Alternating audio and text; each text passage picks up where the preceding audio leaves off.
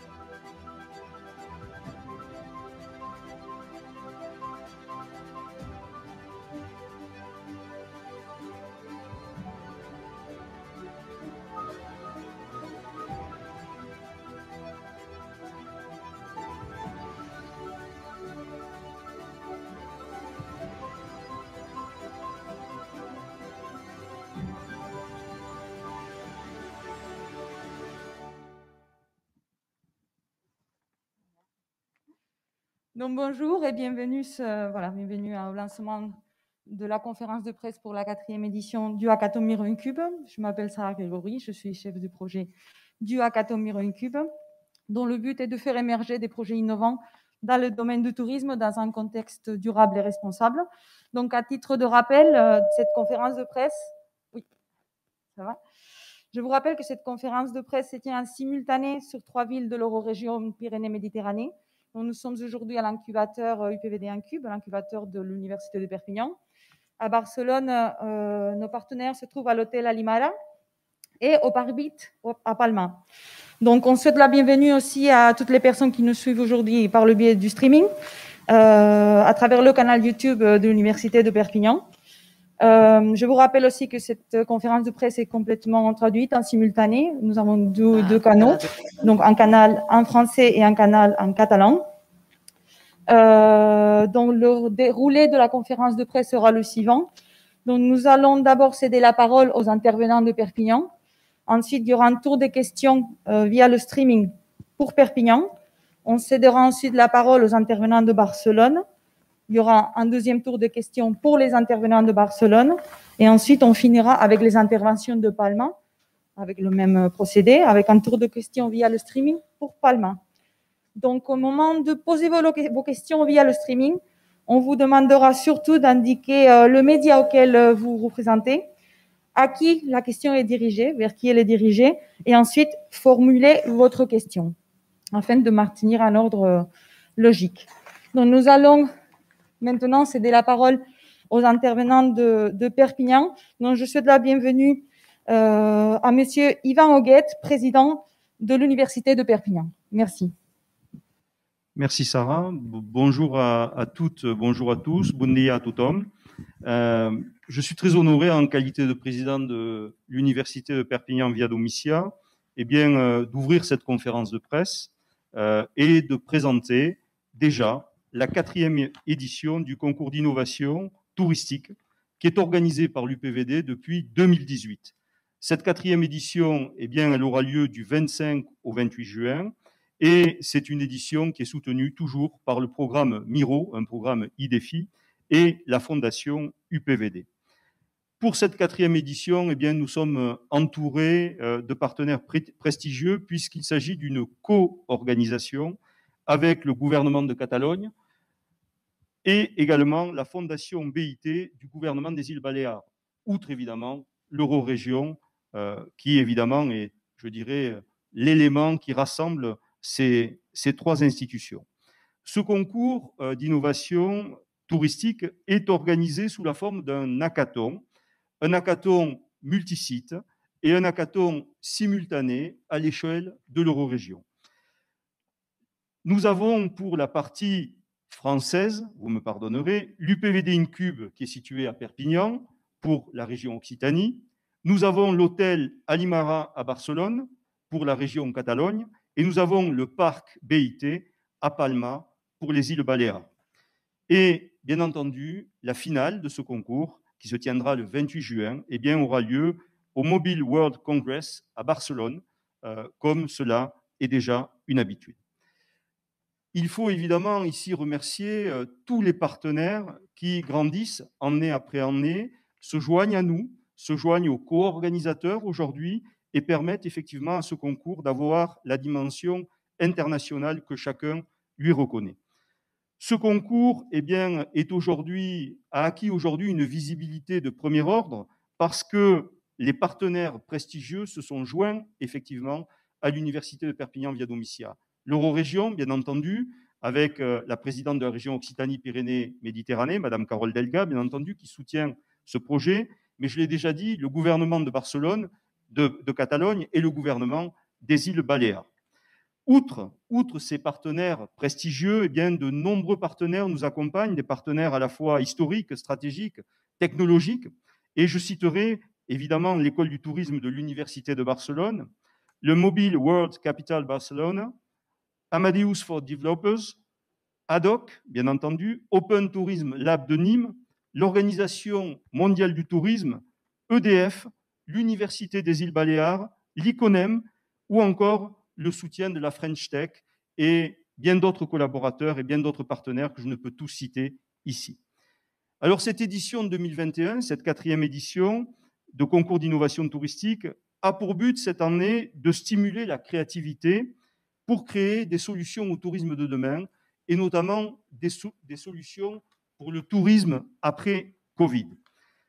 L'action emblématique du programme portera cette année sur la crise sanitaire, malheureuse actualité évidemment que nous partageons, puisque nous traversons effectivement une crise qui renforce l'importance d'une réflexion sur l'innovation touristique. Nous avons aujourd'hui en Occitanie 80% des professionnels du secteur qui sont à l'arrêt. Nous avons aussi en Occitanie 60% des établissements touristiques qui sont fermés. Quelles seront donc les clés pour une reprise touristique durable, pour une reprise touristique, celle de demain? Eh bien, cette 4e édition du concours a justement pour objet de réfléchir et de proposer des innovations sur le thème de la résilience et de l'adaptation du secteur touristique de l'Eurorégion. L'UPVD, bien sûr, est un fer de lance de ce concours d'innovation touristique et elle est fière de pouvoir compter sur ses partenaires prestigieux qui se réunissent donc pour apporter leur concours à cette recherche de solutions durables pour le secteur du tourisme de demain. C'est pour l'Université de Perpignan Via Domitia l'un de ses axes de formation et de recherche prioritaires. Et donc, l'Université de Perpignan, qui a porté ce concours dès son origine, continuera avec aujourd'hui vraiment de très grands partenaires à accompagner encore et toujours ces réflexions sur le développement d'une nouvelle forme de tourisme, plus durable. Je vous remercie pour votre attention. Merci à tous. Merci beaucoup. Donc nous allons écouter maintenant M. Jérôme Boissier, vice-président entrepreneuriat et valorisation de la recherche au sein de l'Université de Perpignan. Merci beaucoup, Sarah. Donc juste, je voudrais resituer un peu l'Université de Perpignan dans son rôle dans l'entrepreneuriat. Il faut savoir que notre université est reconnue à l'échelle régionale, voire nationale, comme une véritable université entrepreneuriale. En effet, notre université va proposer des formations à l'entrepreneuriat vers différents publics et à différentes étapes de l'accompagnement, de la pré-incubation à l'incubation. Alors bien sûr que notre public principal, ce sont nos étudiants. On porte administrativement le dispositif Pépite qui permet l'accompagnement des étudiants à l'entrepreneuriat donc sur toute l'Occitanie-Est, donc les universités de Nîmes, Montpellier et Perpignan. On a également bien sûr ce magnifique site qui nous accueille, l'UPVD Incube, qui est également un élément fondateur de cet esprit d'entrepreneuriat que nous avons à l'Université de Perpignan. L'association de ces deux pôles vont permettre quelque chose à la rentrée qui est quand même, je pense, assez unique en France, qui est le déploiement d'une formation entrepreneuriale pour l'intégralité de nos licences. C'est-à-dire que dès la rentrée de septembre, tous nos étudiants de licence pourront avoir une formation à l'entrepreneuriat et ça sera inscrit dans leur diplôme, ça sera inscrit en termes de CTS. Donc cette mise à l'échelle est assez unique en France. Et donc on est pionnier, encore une fois, dans l'entrepreneuriat à l'Université de Perpignan. Alors, l'UPVD Incube, c'est la suite un petit peu de l'histoire. Ça permet la création d'entreprises en lien avec l'université, mais cette fois-ci, on n'accompagne pas seulement des étudiants, on peut accompagner des enseignants-chercheurs, voire des extérieurs, à partir du moment où le projet a un caractère innovant. Là, encore une fois, le lien est intéressant, puisqu'on va avoir des liens avec les laboratoires de recherche de notre université pour développer les projets d'entrepreneuriat. Et j'ai envie de dire, le troisième étage de la fusée, c'est Miro Incube. Miro Incube, c'est un projet dédié dans cette stratégie que nous avons à l'Université de Perpignan, cette stratégie entrepreneuriale qui est sur une thématique, le président l'a dit, qui est phare pour l'Eurorégion, le tourisme, bien évidemment, et qui va utiliser des outils, les outils de demain, les outils du numérique, les outils du digital. Et c'est vrai que le thème choisi cette année, alors moi je suis écologue, la résilience, je sais ce que c'est, la résilience des écosystèmes. Quand une forêt brûle, un écosystème naturel arrive à se réinventer. La question, c'est comment réinventer le tourisme lorsque on voit que notre milieu socio-économique a brûlé, on peut le dire. Donc comment réinventer, après les chiffres qu'a annoncé le président précédemment, comment réinventer le tourisme dans cette phase de résilience, de rétablissement du système socio-économique touristique. Alors, quelques mots sur le déroulé du concours. Les participants seront accueillis dans le bâtiment UPVD Incube le vendredi. Après 2 heures, on peut venir, c'est ouvert à tous, des étudiants, bien sûr, mais pas que. On peut venir avec un projet ou sans projet. Ensuite, il y a 2 heures de formation au pitch, à faire la promotion en fait, de son projet d'entreprise. Et un jury va statuer sur les projets qui seront acceptés ou non. Si un projet n'est pas accepté, l'aventure ne s'arrête pas comme ça, puisqu'en fait, il y aura moyen pour les déçus de rejoindre l'équipe d'un projet qui aura été accepté. Donc l'aventure peut continuer, y compris si le projet n'a pas été sélectionné. Là, le concours a déjà commencé. Dès le lendemain, le samedi, il va y avoir des ateliers. Alors là, c'est des ateliers en live streaming, c'est-à-dire que c'est un défi technologique, un défi innovant, puisqu'en fait, il va y avoir multi-sites, multilangues, multi-pays. C'est totalement unique. Donc en fait, ce qui est original de voir, c'est que dans un concours d'innovation, il y a de l'innovation dans l'innovation. On est au top du caractère innovant du projet. Et donc, il va y avoir des ateliers en live streaming qui seront traduits en simultané pour les participants des 3 sites, donc Balma, Barcelone et Perpignan. Ces ateliers, puis après, bien sûr, ces ateliers vont permettre aux porteurs de projets de développer leurs projets, leurs compétences. Tout ça, ils seront également associés avec une application mobile qui a été créée dans le cadre du hackathon. Donc, encore une fois, l'innovation amène l'innovation. Un outil numérique a été créé pour participer au développement d'innovation. Donc, cette application mobile va permettre aux porteurs de projets de communiquer aisément avec des coachs qui auront chacun des spécialités, des langues d'ailleurs, comment communiquer. Sur leur fiche, il y aura marqué dans quelle langue ils peuvent communiquer et leur champ d'expertise.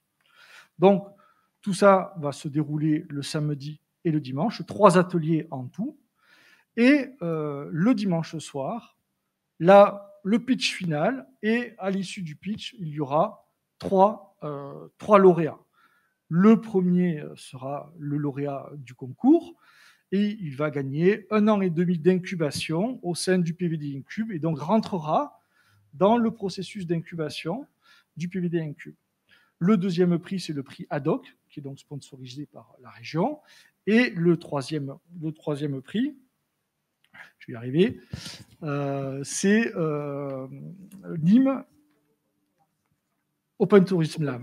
Oui, merci. L'Open Tourism Lab de Nîmes. Et là, pareil, donc 6 mois d'incubation pour le prix ADOC, 2 mois d'accompagnement et du suivi de coach par des coachs avec le prix Open Tourism Lab. Merci. Dès le lundi, grande finale à Barcelone, la finale des finales. Il y aura 3 fois 3 lauréats qui vont concourir au 4 Years for Now, un grand congrès à Barcelone, dans le digital, mais pas que. Et là, il y aura donc le gagnant des gagnants. Parmi les 9 candidats, il y aura 2 prix, le prix de l'Eurorégion et le prix Amadeus pour l'innovation technologique, la meilleure innovation technologique. Donc voilà comment va se dérouler le hackathon, qui est la façon dont il se déroule tous les ans.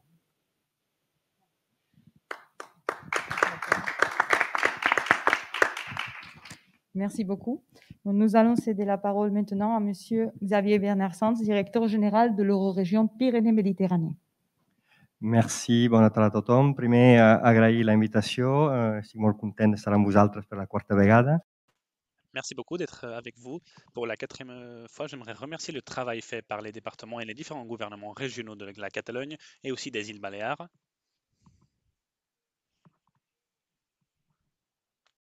Barcelone ainsi que l'équipe donc les Baléares avec Josep Luis Pons et le nouveau directeur général de l'innovation. Vous dire que ce projet-là est un réel projet euro-régional. Historiquement, nous l'avons soutenu depuis le début. C'est aussi symboliquement à Perpignan le nouveau siège de l'Eurorégion et donc la présidente Delga qui a fait que ce siège soit ici à Perpignan est aussi un symbole. L'autre symbole, c'est que pourquoi nous sommes ici aujourd'hui, c'est parce que le président de l'université, et je l'en remercie d'avoir soutenu ce projet dans son université, le tourisme est un secteur prioritaire pour nos 3 régions. Nous étions, avant la crise, la première destination touristique européenne, interrégionale, plus de 60 millions de touristes, et c'est celui qui a été bien entendu le plus touché. Donc la volonté de nos élus, et je pense que nos amis catalans et les Baléares le lèveront aussi, c'était de trouver des solutions pour que les jeunes créateurs, les jeunes projets surgissent ou apparaissent à travers nos universités, à travers nos incubatrices. Et depuis ces 4 ans-là, on a eu plus d'une centaine de projets que nous avons en tant que coach, en tant que jury, en tant que financeur soutenu. Et on souhaite continuer à soutenir Mironcube. L'autre point que je souhaitais soulever aujourd'hui, c'est que nous sommes dans une période où l'Eurorégion, et je pense que Guy Esclopé, en représentation de la présidente Delga, en parlera, mais nous sommes en train de repenser le mode, la feuille de route euro-régionale. Et vous avez anticipé, et je vous en remercie, la thématique qui est la résilience. Je suis moi-même écologue et donc on a souhaité que la résilience soit le thème central de notre stratégie dans le tourisme à travers une destination saine et sûre. Et donc, en effet, on a à travers notre fonds Covid spécialement dédié au tourisme soutenu 4 projets de pilotes qui viennent un peu dans le même sens que Mironcube. Donc, j'espère qu'il y aura, et je lance l'appel, puisqu'aujourd'hui c'est le premier jour, la conférence, qu'il y aura de beaux projets. C'est surtout ça que l'on souhaite, que vous diffusiez dans vos réseaux. Nos amis catalans et baléares le fassent pour qu'on ait de beaux projets, qu'à Barcelone, à la finale des finales, nous puissions être fiers de ces projets-là, en espérant qu'ils nous donnent des solutions qui soient pérennes pour l'avenir de notre tourisme, pour l'avenir de notre secteur de l'innovation et bien entendu de donner des perspectives à nos jeunes, puisque c'est aussi l'objet, c'est que nos secteurs économiques soient aussi des sources de débouchés et qu'on n'aille pas chercher des innovations à l'autre bout du monde alors qu'on a le savoir-faire ici, à Palme, à Barcelone, à Perpignan et dans toutes nos villes euro-régionales. Donc c'est pour nous un projet phare, soutenu, vous l'avez dit, par la présidente Delga, mais qui a été aussi à l'origine soutenu par les Baléares et par la Généralité de Catalogne.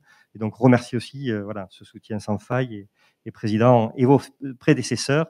On a été aussi à vos côtés et on espère qu'il y aura beaucoup d'autres éditions avec, j'espère, un avenir radieux pour notre secteur touristique qui est quand même l'objet qu'on leur donne des solutions pour s'en sortir et faire que l'Eurorégion soit visible, connue et accueille de manière résiliente et durable nos touristes. Voilà. Merci encore et longue vie à ce projet Mironcube.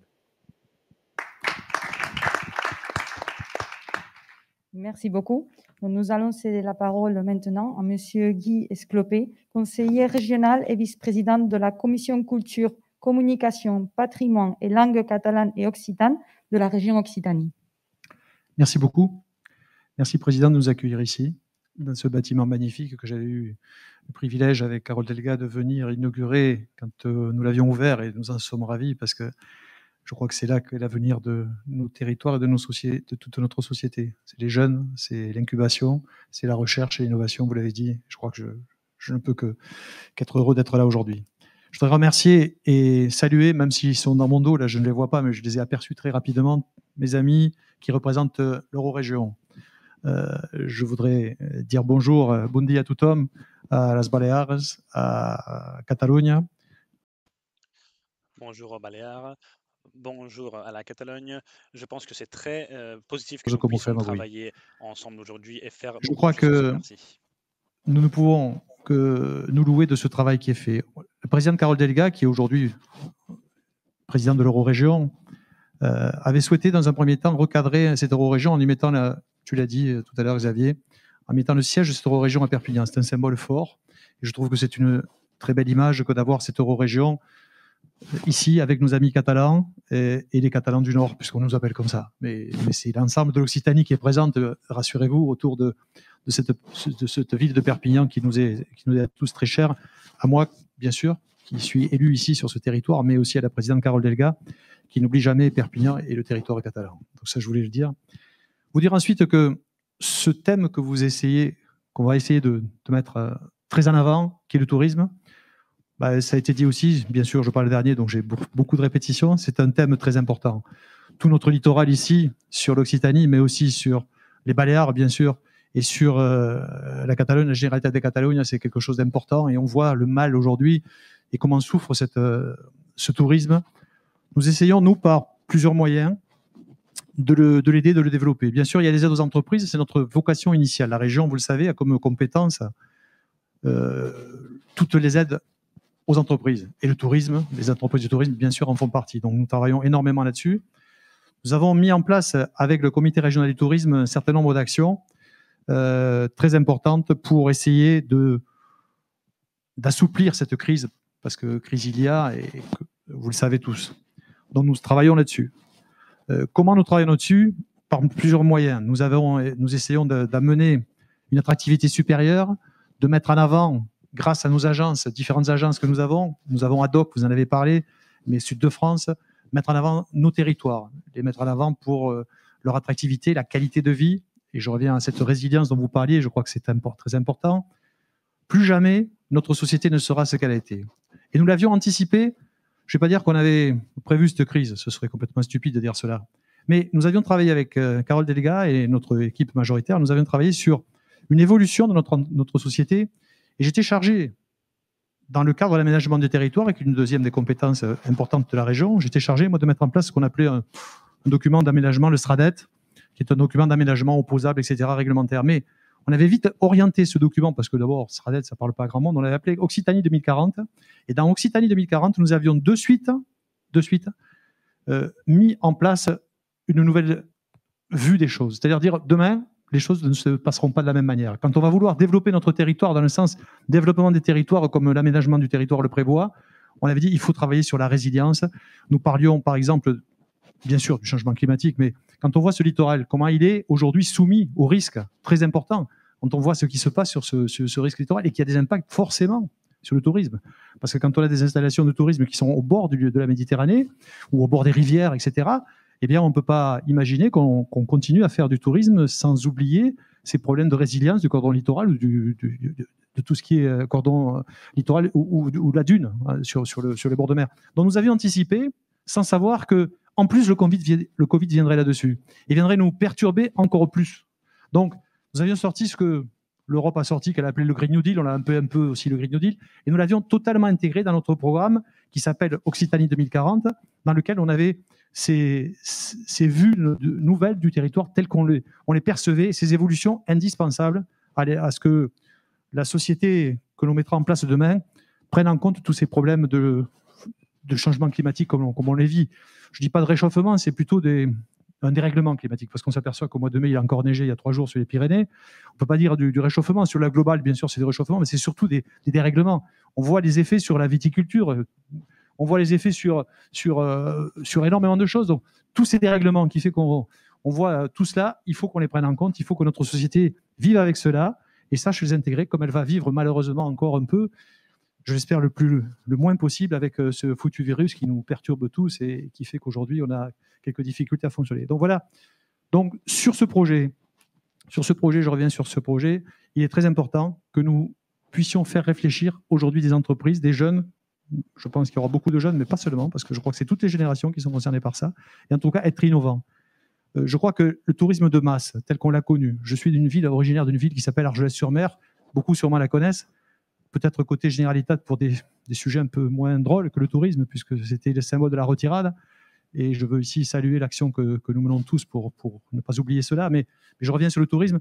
Une ville comme Argelès a vu un développement touristique qui est passé par le tourisme de masse, par un tourisme qui était intéressant aussi.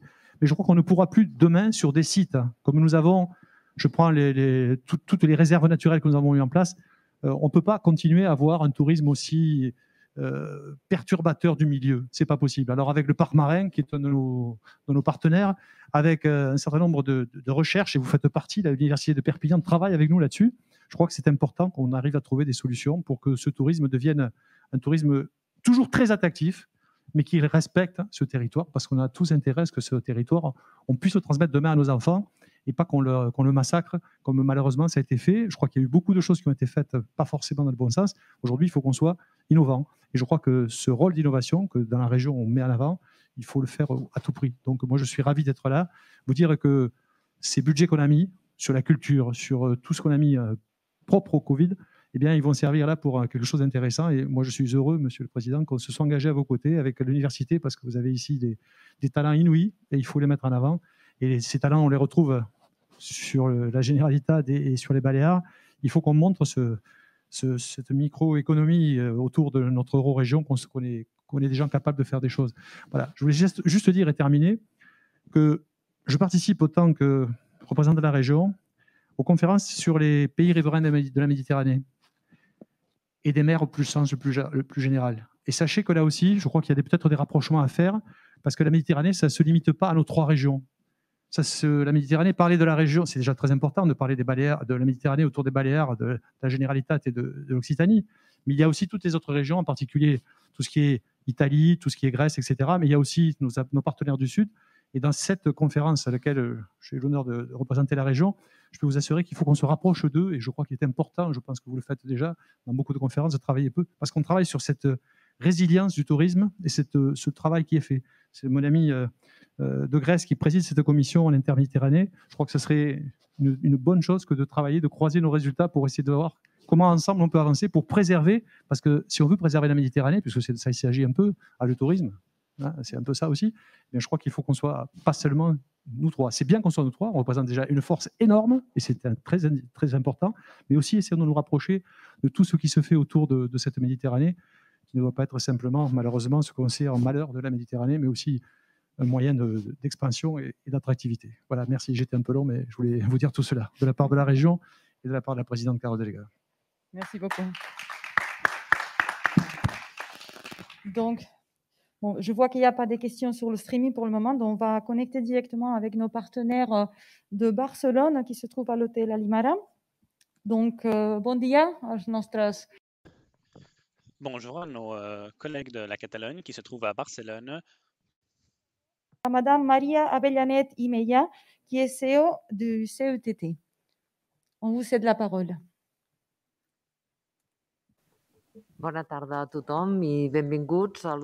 Bonjour à toutes et à tous et bienvenue à l'hôtel Alimara du CETT, Centre universitaire de tourisme hôtellerie de l'Université de Barcelone. L'hôtel Alimara accueillera le hackathon cette année entre le 25 et le 28 juin en tant qu'hôtel universitaire, et nous allons donner le meilleur service avec les conditions de sûreté et sécurité et aussi avec une participation de la part de nos élèves, de nos ex-élèves, si c'est possible évidemment.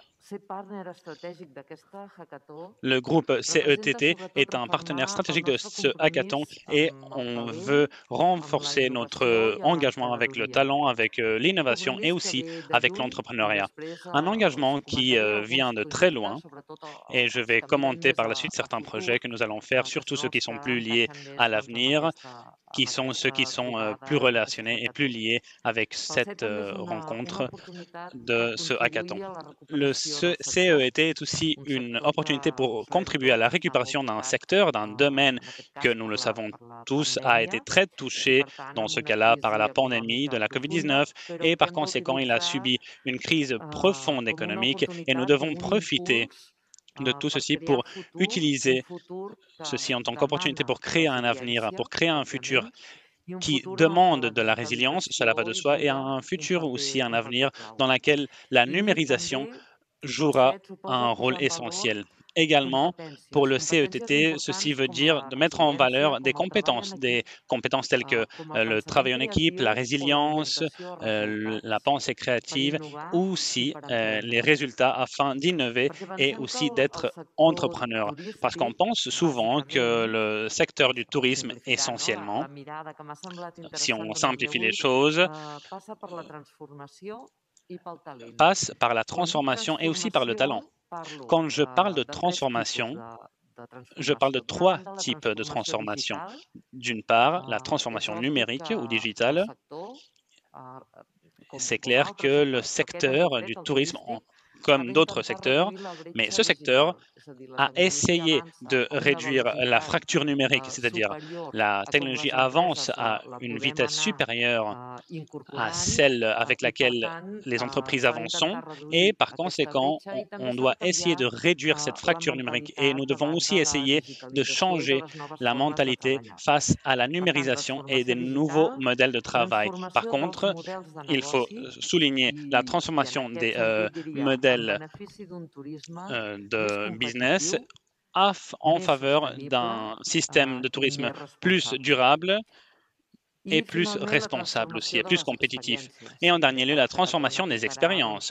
Je pense que ce hackathon va nous faire parvenir des idées et des projets très, très intéressants dans ce sens.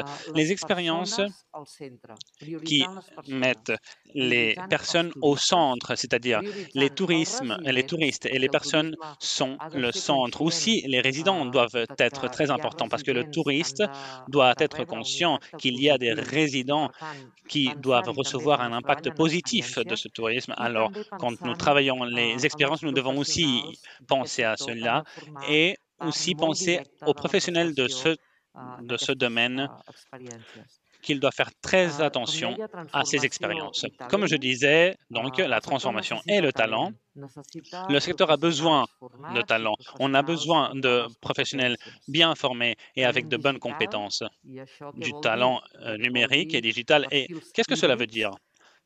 Ça veut dire des professionnels hybrides, des personnes qui connaissent en détail le secteur du tourisme, mais qui connaissent aussi les technologies et par conséquent, qui puissent travailler et puissent coopérer avec des personnes plus expertes ou plus technologiques et, quoi qu'il en soit, augmenter les investissements technologiques des professionnels du tourisme. Talent numérique, je disais, talent entrepreneur, c'est-à-dire nous devons apporter des solutions novatrices ou innovantes en ce qui concerne la technologie et également du talent responsable, un talent responsable au service de la société et au service du secteur du tourisme. C'est pourquoi je pense que le CETT, dans ce cas, et MiroInCube stimulons le talent dont le secteur du tourisme a besoin pour se transformer. Le CETT a des initiatives parce que nous sommes conscients de ces besoins dans le domaine de la formation, dans le domaine de la recherche appliquée et aussi dans le domaine de la stimulation de l'entrepreneuriat. En ce qui concerne la formation, nous pensons qu'il s'agit d'un énorme levier pour profiter de cette transformation du secteur et au CETT, nous mettons à jour de façon régulière nos programmes et nous en créons d'autres, des programmes pionniers. Par exemple, l'année prochaine, nous commençons une licence en négoce digital et dans l'innovation du tourisme, ou aussi 3 masters de développement et de création de projets touristiques, par exemple, qui sont directement liés à l'innovation et à l'entrepreneuriat. Un autre master, par exemple, en tourisme LGTB, un master en gastronomie durable, ou bien de nouveaux programmes pour des professionnels et des entreprises à travers CETT Corporate. En recherche appliquée, nous innovons aussi, nous avançons aussi, comme le fait le tourisme et comme le fait la société. Par exemple, cette année, nous avons créé une nouvelle ligne de tourisme et société, dans laquelle il y a des projets liés à l'éthique et au tourisme, par exemple, et nous parlerons avec beaucoup de rigueur scientifique et avec une importance pratique, et nous allons obtenir de la recherche et des résultats. Dans le tourisme et la culture, nous avons ajouté les industries créatives pour avancer aussi vers cette innovation dans le tourisme. Nous avons aussi d'autres projets importants avec la mairie de Barcelone et avec notre fondation, le groupe CETT. Et nous sommes en train de développer des projets comme la création de nouveaux imaginaires pour le tourisme, des indicateurs de durabilité touristique dans les zones urbaines. D'ailleurs, nous allons faire la 4e édition de Mar Tourist Congress, qui est un congrès très particulier parce qu'il s'agit en réalité d'entrepreneurs, de professionnels et de pratiques. Par conséquent, la liaison et la coopération est très importante pour nous. Et finalement, les projets d'entrepreneuriat que nous allons célébrer cette année, la 18e édition des prix entrepreneurs de la fondation CETT. Cela fait donc 18 ans que nous stimulons l'entrepreneuriat avec des projets, avec du coaching et avec des prix économiques très intéressants pour les personnes qui y participent. C'est pourquoi j'encourage les personnes qui participent à ce hackathon qu'ils participent s'ils veulent le faire. Vous avez les informations sur le site web.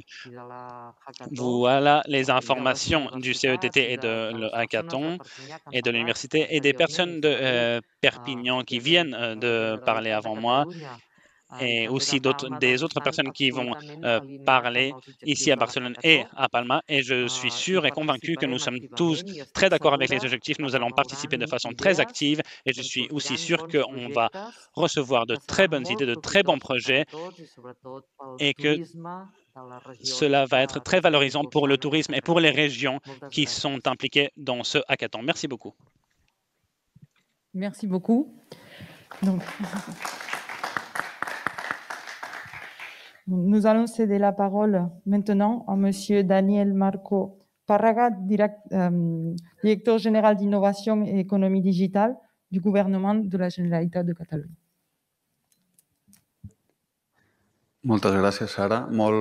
Merci beaucoup, Sarah.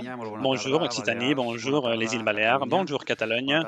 Bonjour à toutes les personnes où que vous soyez. Grâce à la technologie, nous pouvons être connectés et nous voir depuis n'importe quel point de la planète.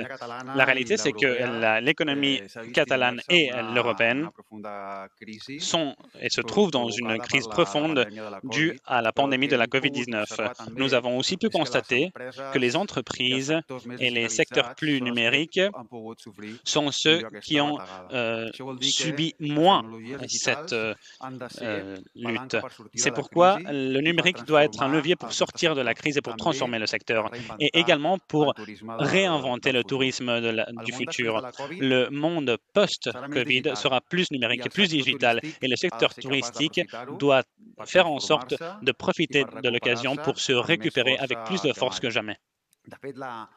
D'ailleurs, l'édition de cette année de Miro InCube se centre sur la résilience et la capacité de récupération du secteur touristique après la crise produite par la pandémie. Il y a des défis qui sont très clairs dans lesquels nous allons utiliser la technologie et le talent pour essayer de trouver des solutions et pour les mettre sur la table. Il n'y a pas de meilleure façon pour obtenir de meilleures réponses qu'à travers une bonne formulation de défis. Mais la méthodologie du projet est aussi très importante. Le hackathon qui, pendant quelques jours, mettra ce talent avec des coachs, avec des experts de différents domaines du secteur touristique et technologique, afin de trouver des solutions qui puisse être productive. L'objectif est d'avoir à notre disposition et de mener à bien ces idées afin de transformer notre secteur touristique. Mais à la fois, il faudra générer une nouvelle économie numérique avec ce binôme de tourisme et technologie. Pour ce faire, nous avons les meilleurs partenaires à niveau international, de l'Eurorégion aussi, Perpignan, de Palma, mais aussi en ce qui concerne la Catalogne.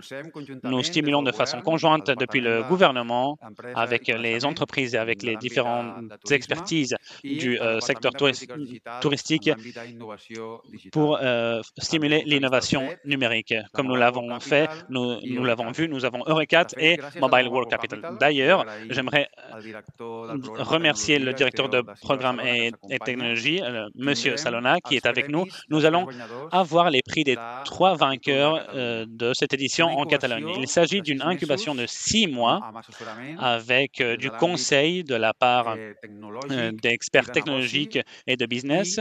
Et pour le premier vainqueur, 6 mois d'incubation pour le Pier One. Si vous ne le savez pas, c'est le phare de l'entrepreneuriat technologique de Barcelone et par conséquent de toute la Catalogne.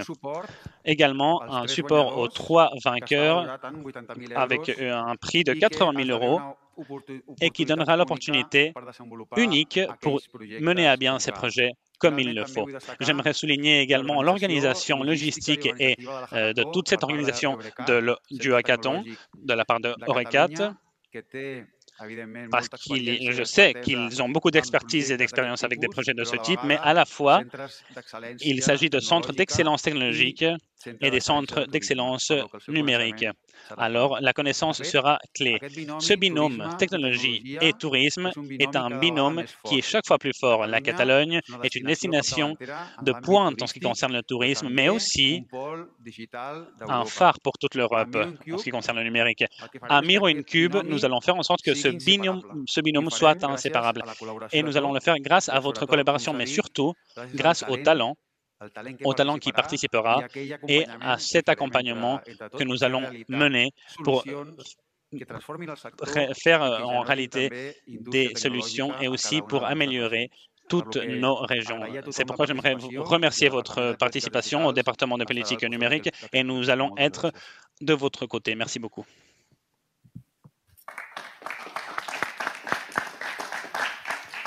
Merci beaucoup.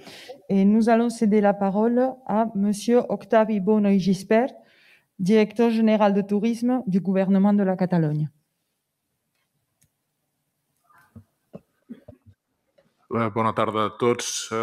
Bonjour à toutes et à tous. J'aimerais bien saluer nos amis d'Occitanie et des îles Baléares.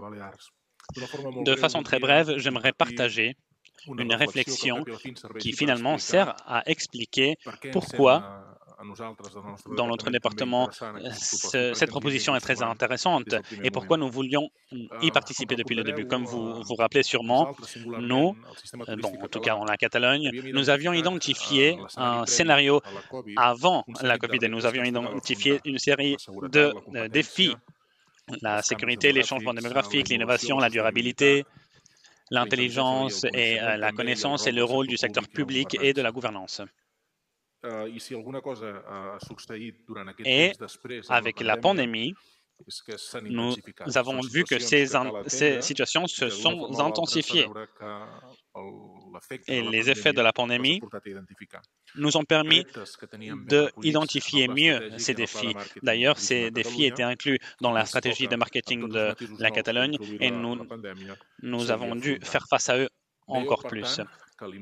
Alors, l'innovation était un des défis et l'est toujours. Et la COVID nous a ouvert une série de portes en ce qui concerne l'innovation. Nous allons trouver, je suis sûr, une accélération de ces dynamiques qui existaient déjà.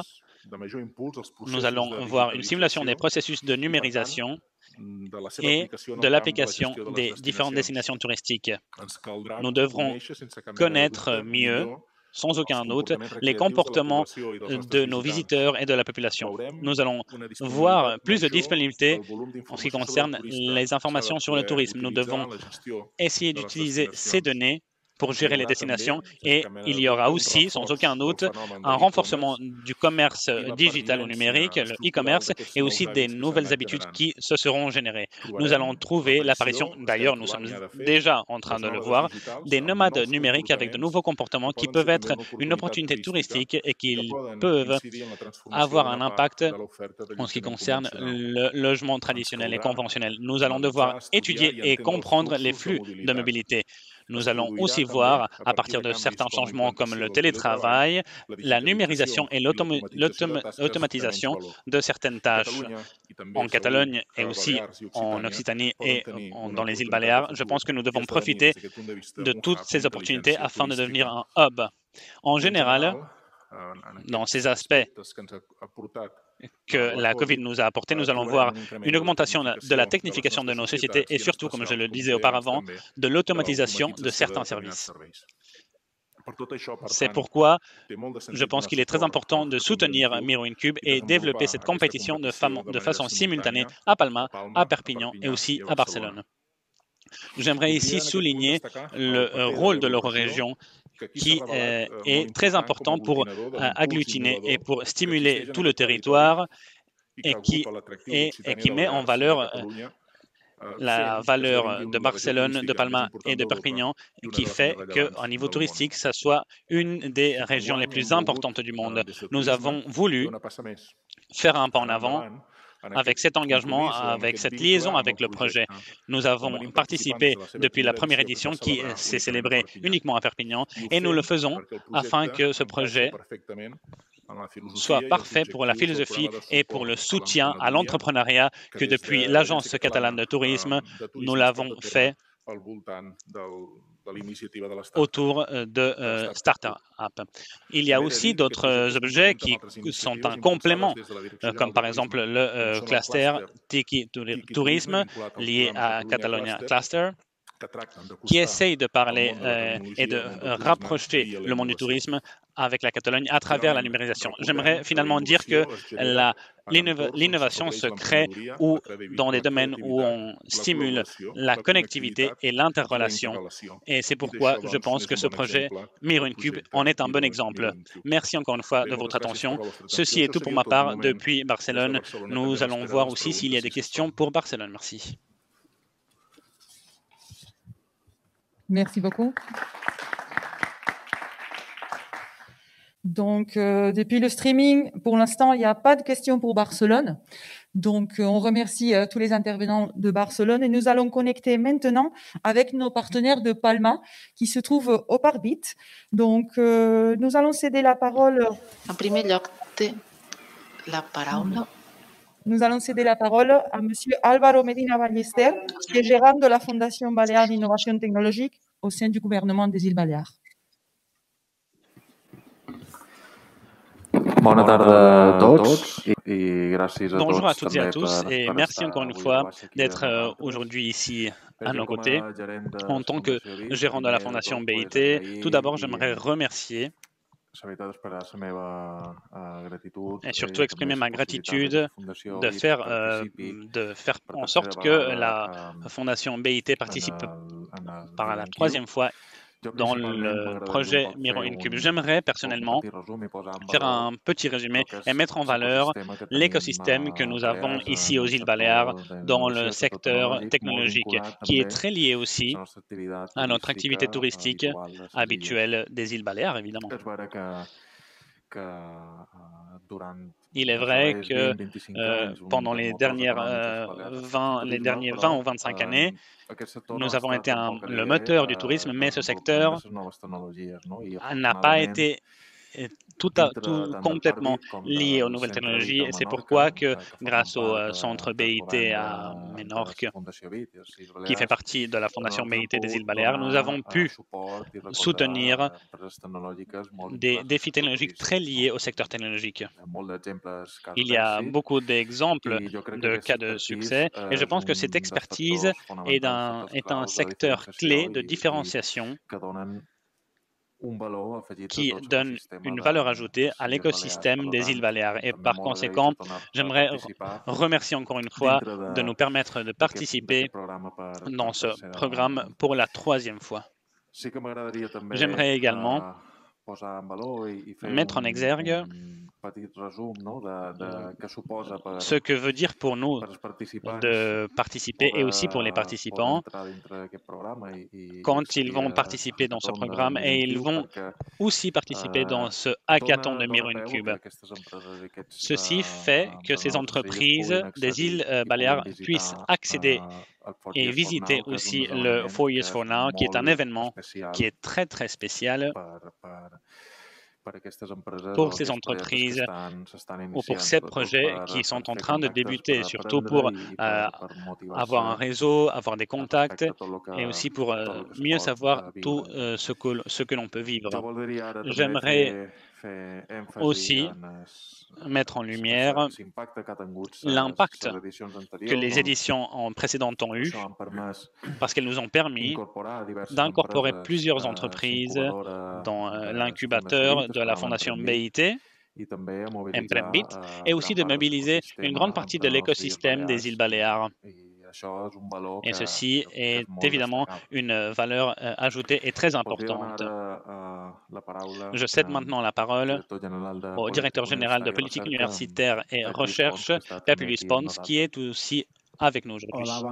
Bonjour à toutes et à tous, chers collègues de Perpignan et de Catalogne.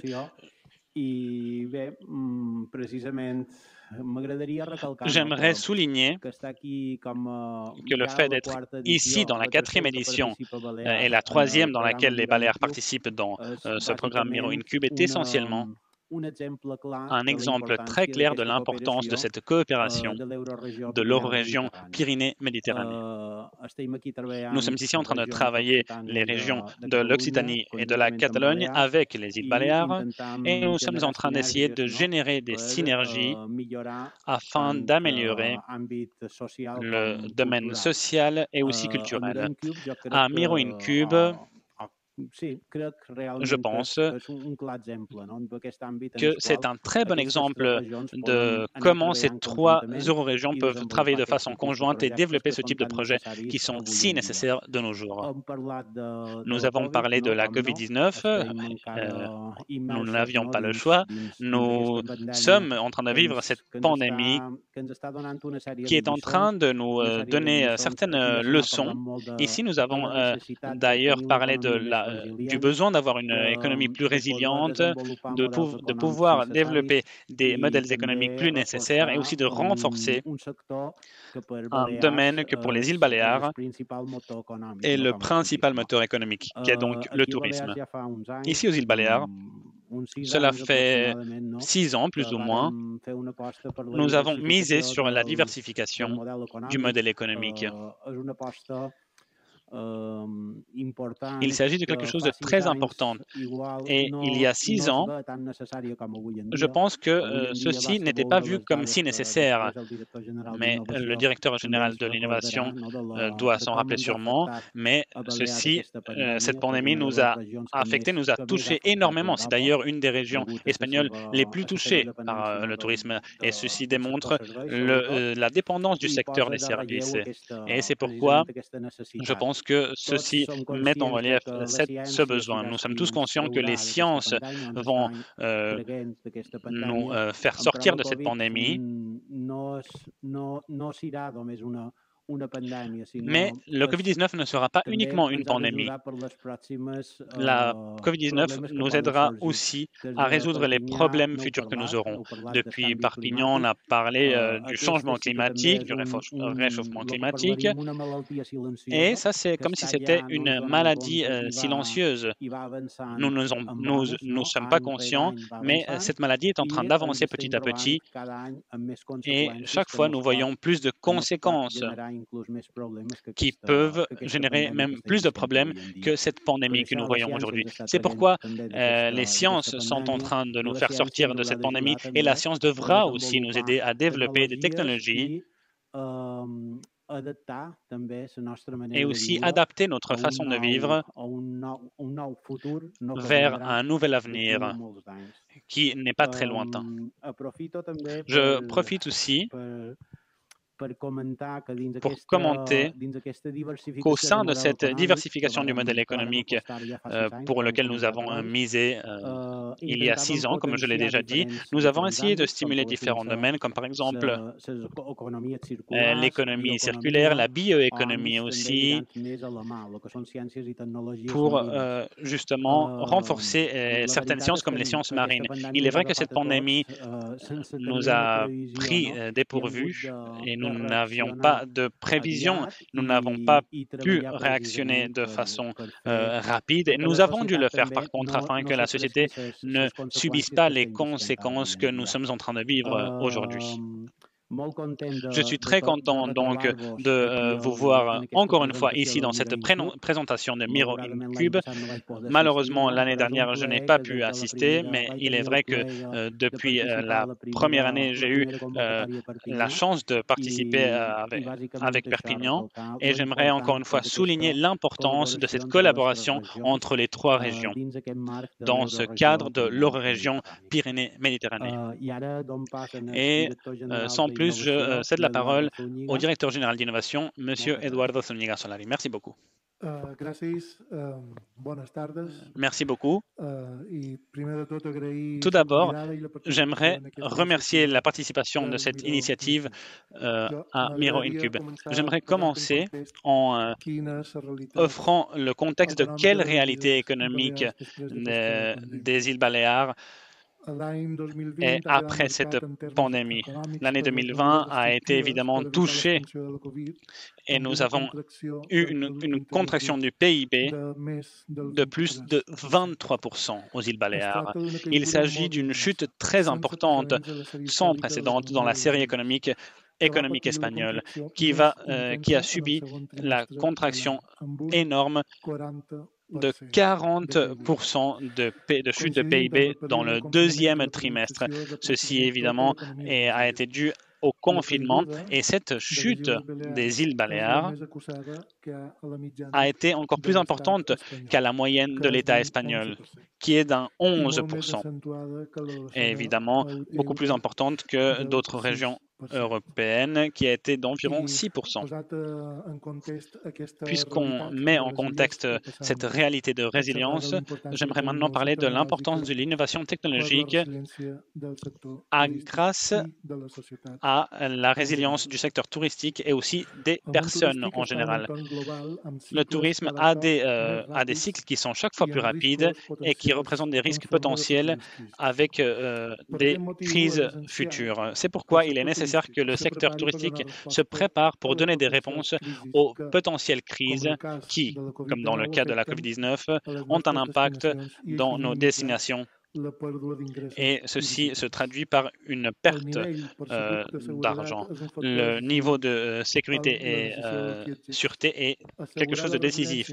La résilience va répondre aux défis et doit stimuler la collaboration entre le secteur privé et le secteur public. La gestion agile et efficiente et efficace a besoin de systèmes qui aident les différentes parties à offrir des solutions avec les différents territoires pour pouvoir développer des technologies comme le blockchain, l'intelligence artificielle et essayer d'assurer de distribuer les ressources et essayer aussi de créer des résultats sur le secteur touristique a aussi besoin que les visiteurs soient transparents et ils reçoivent de l'information transparente et de première qualité. Il est par contre très intéressant d'utiliser des réseaux sociaux et des canaux sûrs qui assurent justement la traçabilité des messages. D'autres technologies comme la réalité virtuelle ou les services numériques avancés seront très importantes pour les nouvelles formes de travailler et aussi pour se former et pour profiter de la culture d'une façon sûre. Tous ces défis sont très importants pour tous les participants de Miro InCube 2021 afin de donner des solutions aux défis et de les surmonter. La durabilité économique, socioculturelle et environnementale et nous espérons de donner des réponses adéquates. Merci encore une fois et bonsoir à tous.